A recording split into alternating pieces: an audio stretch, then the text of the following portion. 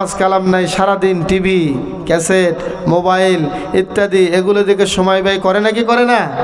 একটু গরম পানি দাও। প্রিয় ভাইয়েরা আমার, তাহলে আসুন আমি আপনাদেরকে শুরুতেই আপনাদেরকে জান্নাতের একটা রাস্তা দেখাতে চাই। যেতে রাজি আছেন? আমরা জান্নাতে যেতে চাই কি চাই না? কে কে চাই দুই হাত উপর দিকে তুলি। লিল্লাহে তাকবীর। আত্মাবান মাশাআল্লাহ। তাহলে জান্নাতে যেতে গেলে কিছু কাজের আমলের দরকার আছে নাকি নাই? আল্লাহ রাব্বুল আলামিন বলেছেন, আউযু বিল্লাহি মিনাশ শাইতানির রাজিম, বিসমিল্লাহির রাহমানির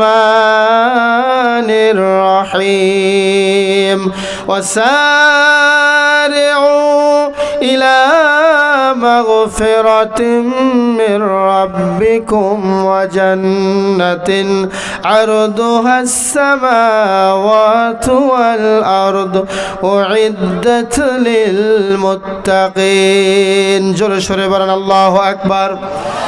আল্লাহ রাব্বুল আলামিন বললেন, ওয়াসারিউ, তোমরা প্রতিযোগিতায় নেমে যাও, দৌড় প্রতিযোগিতায় নেমে যাও, একে অপরের সাথে প্রতিযোগিতায় নেমে যাও। কিসের প্রতিযোগিতায় নেমে যাও? কার প্রতিযোগিতায় নেমে যাওয়ার জন্য আল্লাহ বললেন? কোন প্রতিযোগিতার কথা আল্লাহ এখানে উল্লেখ করলেন?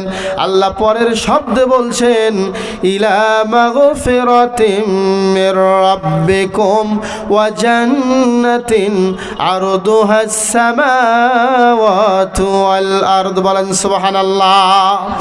আল্লাহ রাব্বুল আলামিন বললেন, এমন ক্ষমার দিকে তাকাও, কারণ আমরা জানি ক্ষমা করার মালিক একজন, তিনি কে? সবাই বলেন না, ক্ষমা করার মালিক কে? আল্লাহ ছাড়া কেউ ক্ষমা করতে পারে না। আল্লাহ রাব্বুল আলামিন বললেন, ওই ক্ষমার দিকে তোমরা দৌড়াও।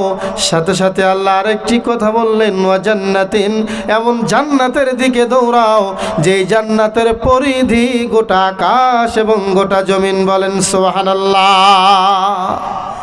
গোটা আকাশ গোটা জমিনের যত পরিধি, এত বড় আকাশ, এত বড় জমিন, এত বিশাল একটা জান্নাতের কথা আল্লাহ বললেন, ওই দিকে দৌড়াও।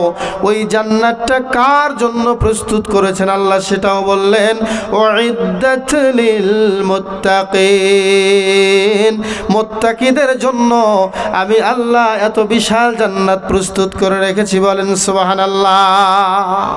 এখন বলেন, মুত্তাকি হওয়ার দরকার আছে নাকি নাই? মুত্তাকি ছাড়া জান্নাতে যাওয়া যাবে?